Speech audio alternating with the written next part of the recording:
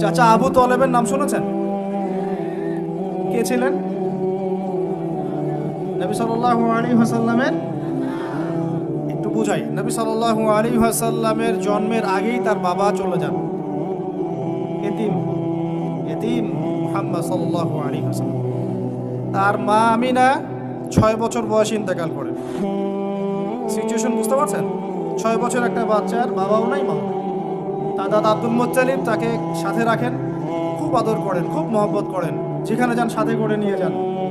তিনি নেতা মানুষ, তার পাশের চেয়ারে তাকে বসতে দেন, বলেন আমার এই নাতি একদিন সাইয়্যেদ হবে, নেতা হবে, এই কথা বলেন। তিনি ইন্তেকাল করলেন 8 বছর বয়সে। তারপরে দায়িত্ব পেলেন চাচা আবু তালেব। নাম কি? এই 8 বছর বয়স থেকে নিয়ে নবী সাল্লাল্লাহু আলাইহি ওয়াসাল্লাম নবী হয়েছেন 40 বছর বয়সে, আর মক্কায় ছিলেন 13 বছর, প্রায় 53 বছর। প্রায় 53 বছর পর্যন্ত, 8 থেকে 53 বছর পর্যন্ত, এই যে লম্বা সময় চাচা আবু তালেব নবী সাল্লাল্লাহু আলাইহি ওয়াসাল্লামকে পাহাড়ের মতো প্রোটেক্ট করেছেন, পাহাড়ের মতো। পাহাড়ের পিছনে আপনি দাঁড়ালে কি বাতাস লাগবে? এভাবে তিনি প্রোটেক্ট করেছেন নবী সাল্লাল্লাহু আলাইহি ওয়াসাল্লামকে। তার সন্তানদেরকে যা খাওয়াতেন তার চেয়ে ভালোটা নবীকে খাওয়াতেন। স্পেশাল রান্না তৈরি করে তাকে ডেকে নিয়ে বসতেন, কারণ এতিম ছেলে, মনে কষ্ট আছে, হয়তোবা সবার সামনে বলতে পারে না, ব্যাপারটা বুঝেন না? তিনি এইভাবে ট্রিট করতেন। এমনকি নবী হওয়ার পরে আল্লাহর নবী সাল্লাল্লাহু আলাইহি ওয়াসাল্লামের বিরুদ্ধে পুরা সমাজ চলে গেল। কেউ গালি দেয়, কেউ বলে সাহের, কেউ বলে কাযযাব, কেউ বলে ফারিকুল জামা। মানুষ গালিগালা শুরু করলো, নিন্দা গীবত তহমত শুরু করলো, অর্থনৈতিক বয়কট শুরু করলো, সামাজিকভাবে বয়কট করা শুরু করলো। এমন কোনো অত্যাচার নাই যা নবী সাল্লাল্লাহু আলাইহি ওয়াসাল্লামকে করা হয় নাই। বুঝতে পারছেন কথা? এইরকম একটা সিচুয়েশনেও চাচা আবু তালেব তিনি বলছেন, তারা তোমার দিকে আসতে পারবে না দলে দলে যতদিন আমি আবু তালেব দাফন হচ্ছি না মাটির তলে। কথা বুঝতে পারছেন? তারা তোমার দিকে আসতে পারবে না দলে দলে যতদিন আমি আবু তালেব দাফন হচ্ছি না মাটির তলে। এইরকম মানুষ চাচা আবু তালেব। মানে আমরা যারা এখানে উপস্থিত আছি, বাংলাদেশে 16 কোটি মুসলমান, সারা বিশ্বের এই যে এত কোটি মুসলমান, তার মধ্যে বেশিরভাগ মানুষকে যদি আপনি এক পাল্লায় রাখেন, চাচা আবু তালেবের অবদানটাকে আরেক পাল্লায় রাখেন, ওই পাল্লা ভারী হবে ইনশাআল্লাহ। কিন্তু শেষ পর্যন্ত চাচা আবু তালেব কালিমা লা ইলাহা ইল্লাল্লাহ পড়তে পারলেন না। কথা কি বুঝতে পারতেছেন ভাই? নবী সাল্লাল্লাহু আলাইহি ওয়াসাল্লাম বারবার বলতেছেন, চাচা খালি একটাবার কালিমা পড়েন, আমি আল্লাহর কাছে আপনার জন্য সুপারিশ করব, আমি আপনাকে জান্নাতে নিয়ে যাব। চাচা খালি একটাবার সাক্ষ্য দেন, শাহাদা দেন। হাদিসের মধ্যে আসছে চাচা আবু তালেবকে জাহান্নামের সবচেয়ে উঁচু স্থানে রাখা হবে, যেখানে তার পায়ের গোড়ালি বা টাকনু পর্যন্ত আগুনে পড়বে। এতেই তার মগজ টকবক করে ফুটতে থাকবে। নবী সাল্লাল্লাহু আলাইহি ওয়াসাল্লাম বলছেন, আমি যদি না থাকতাম তাহলে আমার চাচাকে আরো নিচে রাখা হতো। এত কিছু করার পরেও ইসলাম কবুল না করার কারণে এই অবস্থা হলো। এখন কি ভাই আপনি আমি বুঝতে পারছি যে আল্লাহ পাক যে আমাদেরকে বিনা জিজ্ঞাসাবাদ করেই মুসলিম পরিবারে জন্ম দিয়েছেন, আল্লাহ পাক আমাদের উপর কত রহম করেছেন, আমাদের কত কৃতজ্ঞতা স্বীকার করা উচিত।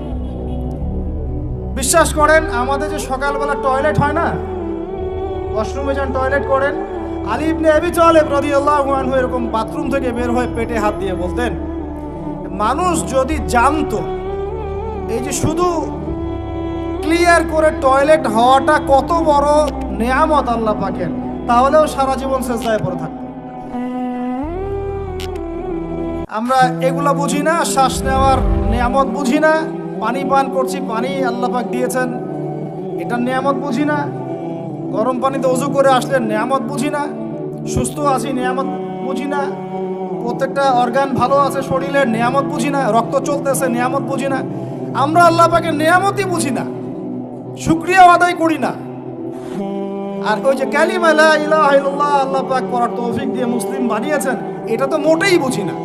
কত বড় নিয়ামত আল্লাহ দিয়েছেন আর কত ইহসান আল্লাহ করেছেন। এইটা জাস্ট আজকের লেকচার শুনে বুঝে বাসায় চলে যান, তাহলে ইনশাল্লাহ আপনার একটা কৃতজ্ঞতাপূর্ণ হৃদয় সৃষ্টি হবে, এবং এই হৃদয়টা সৃষ্টি হলে পরেই আপনি আল্লাহর দিকে ফিরে আসবেন ইনশাআল্লাহ। যুবক ভাই, আপনি আমি যে এত পাপ করলাম সারা জীবনেও, তারপরেও যে আল্লাহ পাক আপনার উপর আমার উপর শাস্তি নাজিল করেন নাই, এই ঋণটা কি আপনি আমি শোধ করতে পারবো কিনা? বলেন, আমার সাথে কথা বলেন, পারবো আমরা? এই যে সারা জীবন সুদ খেয়ে যাচ্ছেন, আল্লাহ যে গজব এখনো দেন নাই, আপনি আমি কি এই ঋণটা শোধ করতে পারবো? এই যে মেয়েগুলো তোমরা যে পর্দা করতেছো না, বেহায়ের মতো বেপর্দায় ঘুরে বেড়াচ্ছ, এখন আল্লাহ পাক এখনো শাস্তি দেন নাই, শুকরিয়া আদায় করতে পারবে? এতদিন চলে গেল, শত শত রাকাত নামাজ বাকি আছে, রোজা বাকি আছে, হজ ফরজ হয়েছে, হজ করেন না, যাকাত সেই কবে ফরজ হয়েছে, যাকাত দেন না, আল্লাহর জন্য একটু দান সদকা করব, একটু মসজিদ মাদ্রাসায় কন্ট্রিবিউট করব, ইত্যাদি ইত্যাদি সমাজ কল্যাণমূলক কাজ করব, করছি না। আল্লাহ যে এখন পর্যন্ত এইভাবে সুস্থ রেখেছেন, নিয়ামতের শুকরিয়া আদায় করতে পারবো আমরা? সুবহানাল্লাহ। আমরা কি আল্লাহ পাকের কৃতজ্ঞ হব কিনা ভাই? আল্লাহ পাক আমাদের সবাইকে আল্লাহ পাকের কৃতজ্ঞ হওয়ার তৌফিক দান করুন।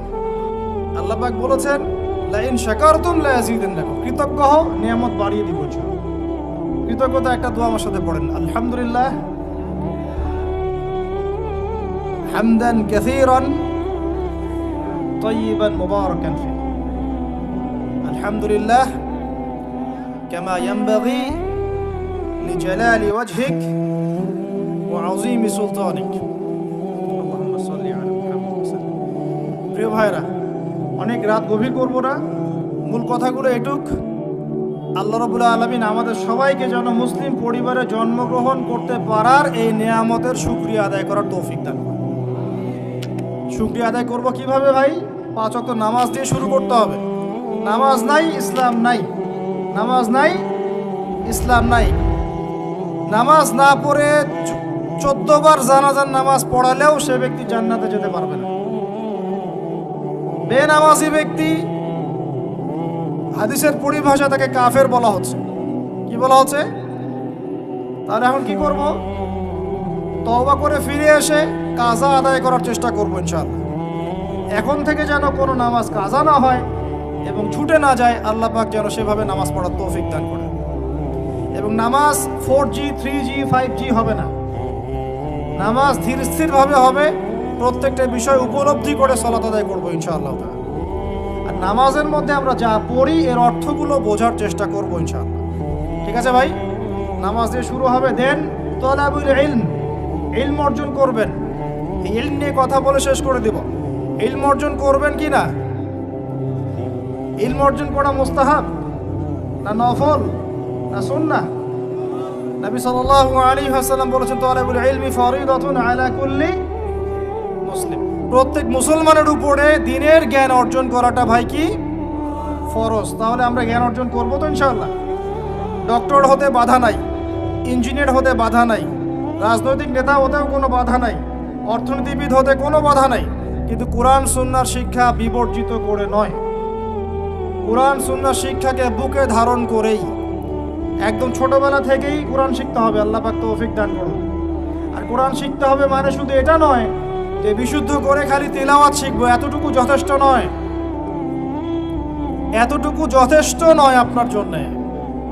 এর অর্থটাকে বোঝার চেষ্টা করতে হবে। আল্লাহ পাক তৌফিক দান করুন, আমিন। আরবি ভাষাটা শেখার চেষ্টা করেন, আরবি ব্যাকরণটাকে শেখার চেষ্টা করেন, ওলামায়ে কেরামদের সাথে সম্পর্ক রাখেন, মাদ্রাসায় একটু সময় দেন, প্রয়োজন একটু ব্যাচ আকারে পড়েন, অনলাইন অফলাইনে অনেক কোর্স হয়, এগুলো করেন।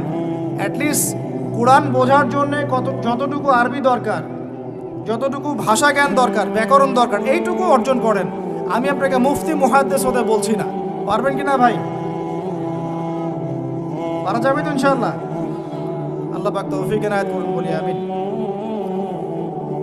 কোরআনের ভাষার ভিতরে ঢুকতে না পারলে ভাই আপনি কোরআনের স্বাদ অনুভব করতে পারবেন, স্বাদ অনুভব করতে পারবেন না।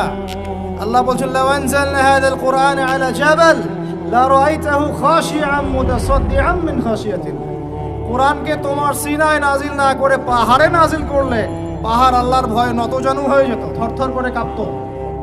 তো সেই কোরআন আমরা তেলাওয়াত করে কখনো চোখ দিয়ে পানি বের হয় না? হয় না? বের হয় না? হয় না? কখনো হয় না। কারণ কোরআন পড়েও আমরা উপলব্ধি করতে পারি না, অর্থ জানি না। কোরআন পড়েও অর্থ বুঝি না বলেই কখনো চোখ দিয়ে পানি বের হচ্ছে না। দোয়াগুলো পড়ছি অর্থ বুঝি না বলেই দোয়ার মধ্যে স্বাদ আসে না, সেই নূর পাই না, সেই মারেফত অর্জিত হয় না। আর আস্তে আস্তে এই শিক্ষাগুলো থেকে আমাদেরকে সরিয়ে দেওয়া হচ্ছে। ব্যক্তিগত উদ্যোগে হোক, যেভাবে হোক, আপনাকে কোরআন শিখতেই হবে। এই তাগাদা আপনার, এই ফিকির আপনার। ইনশাআল্লাহ ফিকির আপনি করেন, রাস্তা আল্লাহ দেখাবেন ইনশাআল্লাহ। আল্লাহ পাক তৌফিক দান করুন। এর পাশাপাশি আল্লাহ ওয়ালাদের সাথে থাকবো, সুন্নাহ ভিত্তিক জীবনযাপন করবো ইনশাআল্লাহ। রাজি আছি তো ইনশাআল্লাহ? সবার চেহারায় দাড়ি থাকবে তো ইনশাআল্লাহ? প্যান্ট টাকলু উপরে উঠবে তো ইনশাআল্লাহ? আমরা হারাম সম্পর্কগুলো ত্যাগ করতে পারবো তো ইনশাআল্লাহ? হালাল সম্পর্কে থাকবো তো ইনশাআল্লাহ? হালাল রিজিক খাবো তো ইনশাআল্লাহ? সুদের কাছে যাব? জেনার কাছে যাব? ঘুষের কাছে যাব? আমরা দুর্নীতি করব? আমরা পিতা মাতাকে অপমান করব? আমরা কি কোরআন এবং হাদিসের শিক্ষাকে বাদ দিয়ে শিক্ষা অর্জন করব? আল্লাহ পাক যে কথাগুলো আমরা বললাম তার উপরে আমল করা তৌফিক দান করুন। আল্লাহু শাহীদুন বাইনি ওয়া বাইনাকুম। ঠিক আছে? আল্লাহ আমার এবং আপনাদের মাঝখানে সাক্ষী। ওয়া হুয়া শাহীদুন বাইনানা ওয়া কাফা বিল্লাহি শাহীদা। আল্লাহ পাকই আমাদের সাক্ষী, তিনিই সাক্ষী হিসেবে যথেষ্ট। ঠিক আছে? এবার আসেন শেষ পয়েন্ট। এখন আসেন, আমার দিকে একটু মনোযোগ দেন, আমাকে বলেন আল্লাহর নবী সাল্লাল্লাহু আলাইহি ওয়াসাল্লাম যেই যুগে জন্ম নিয়েছেন, যুগটার নাম কি বলেন? এখন শোনেন, ওই যুগে শিরক ছিল। কি ছিল? ওই যুগে সুদ ছিল। কি ছিল? ওই যুগে জেনা ছিল। কি ছিল? ওই যুগে মারামারি দাঙ্গা হাঙ্গামা ছিল। ঠিক আছে? ওই যুগে মাদক ছিল আর নারী জাতির অবমাননা ছিল। এখনকার যুগে আছে না নাই? বেশি না কম? অনেক বেশি না অনেক কম? আচ্ছা, ওই সমাজটা আল্লাহর নবী পরিবর্তন করেছেন কি না? কত বছর সময় লাগছে? কত বছর? মাত্র 23 বছর। যার প্রথম 13 বছর মক্কায়, পরের 10 বছর বলেন। প্রথম 10 বছর মক্কায়, পরের 10 বছর মদিনায়। নিজের মন গড়া বুদ্ধি দিয়ে করেছেন না আল্লাহর ওহী দিয়ে করেছেন? আবার বলি, নিজের মন গড়া বুদ্ধি দিয়ে করেছেন, নিজের প্রবৃত্তির অনুসরণ দিয়ে করেছেন, মানব রচিত আইন কানুন দিয়ে করেছেন, নাকি আল্লাহ পাকের বিধান দিয়ে করেছেন?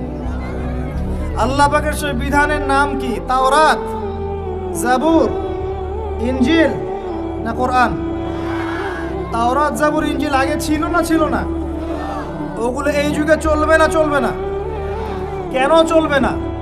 কারণ কোরআন আসার পরে সব রহিত হয়ে গেছে। কোরআন আসার পর সব রহিত হয়ে গেছে। নবী সাল্লাল্লাহু আলাইহি ওয়াসাল্লামের পরে অন্য কোন নবীর অনুসরণ করলে চলবে কি চলবে না? চলবে?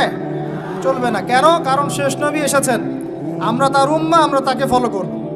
শেষ নবী এসেছেন, শেষ আসমানি কিতাব নিয়ে আসছেন। এরপরে কোনো আসমানি কিতাব আসবে? আসবে না। আর কোনো নবী আসবে? আচ্ছা, এখন আপনারা এতটুকু সাক্ষ্য দিলেন, আমরা বুঝলাম যে আল্লাহর নবী সাল্লাল্লাহু আলাইহি ওয়াসাল্লাম সমাজ পরিবর্তন করেছেন আল্লাহর ওহী দিয়ে। কি দিয়ে ভাই?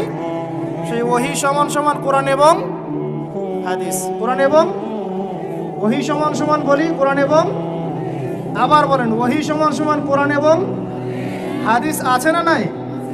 হাদিস লাগবে না লাগবে না? না শুধু কোরআন মানলেই হবে? শুধু হাদিস মানলে হবে? শুধু কোরআন মানলে হবে? না দুটো একসাথে মানতে হবে? আচ্ছা, এবার আসেন, নবী সাল্লাল্লাহু আলাইহি ওয়াসাল্লাম কোরআন এবং হাদিস দিয়ে প্রথমে সাহাবীদেরকে শিখিয়েছেন না শেখান নাই? জ্ঞান শিখিয়েছেন কি না? প্রথম ওহী কি বিষয়ে এসেছিল? নামাজ, যাকাত, পর্দা, জিহাদ নাকি জ্ঞান শিক্ষা? প্রথম ওহী কোনটা? ইকরা বিসমি রাব্বিকাল্লাযী, তাহলে প্রথম বহি কি কেন্দ্রিক? রাজনীতি কেন্দ্রিক, অর্থনীতি কেন্দ্রিক, না শিক্ষা কেন্দ্রিক? তাহলে প্রথম বহি হচ্ছে শিক্ষা কেন্দ্রিক। ইকরা বিসমি রাব্বিকাল্লাযী খালাক, পড়ুন আপনার রবের নামে যিনি আপনাকে সৃষ্টি করেছেন। মানে পড়ুন আপনার রবের নামে যিনি আপনাকে, তার মানে শিক্ষা কাকে বলে? শিক্ষা তাকে বলে যা আমাকে রব চেনাবে। আবার বলেন, শিক্ষা কাকে বলে? যা আমাকে রব্বিকাল্লাযী খালাক, ইকরা বিসমি রব্বিকাল্লাযী খালাক, পড়ুন আপনার সেই রবের নামে যিনি আপনাকে সৃষ্টি করেছেন। তাহলে শিক্ষা কাকে বলে? যা আমাকে আমার রব চেনাবে। তাহলে যে শিক্ষা আমাকে রব থেকে দূরে সরায় সেটা কি? যে শিক্ষাটা আমাকে আমার রব থেকে দূরে সরায় সেটা কি? সুশিক্ষা না কুশিক্ষা? সুশিক্ষা না কুশিক্ষা? আরো আসতে বলেন, সুশিক্ষা না কুশিক্ষা? যে শিক্ষা আমাদেরকে রব থেকে দূরে সরায় সেটা কি সুশিক্ষা না কুশিক্ষা? আর যে শিক্ষা আমাদেরকে রবের কাছাকাছি নিয়ে যায় সেটার নাম কি? সুশিক্ষা। নবী সাল্লাল্লাহু আলাইহি ওয়াসাল্লাম সমাজ পরিবর্তন করেছেন কোন শিক্ষা দিয়ে? সুশিক্ষা না কুশিক্ষা? আচ্ছা, এবার তিনি সাহাবীদেরকে এটা শিক্ষা দিলেন। একই সাথে তিনি কি শুধু শিক্ষাই দিয়েছেন না আমল করে দেখিয়েছেন? শুধু বলেই গেছেন না আমল করে দেখিয়েছেন? আচ্ছা, তিনি কি শুধু বাহ্যিক শিক্ষাই দিয়েছেন না কলবটাকেও পরিবর্তন করেছেন? আধ্যাত্মিকত্ব তাস্কি অর্জন করা হয়েছিল না হয় নাই? হয়েছে। এই শিক্ষাটার দাওয়াত মানুষকে দিয়েছেন না দেন নাই? এরপরে তার উপর অত্যাচার এসেছে না আসে নাই? তার তিনি সবর করেছেন না করেন নাই?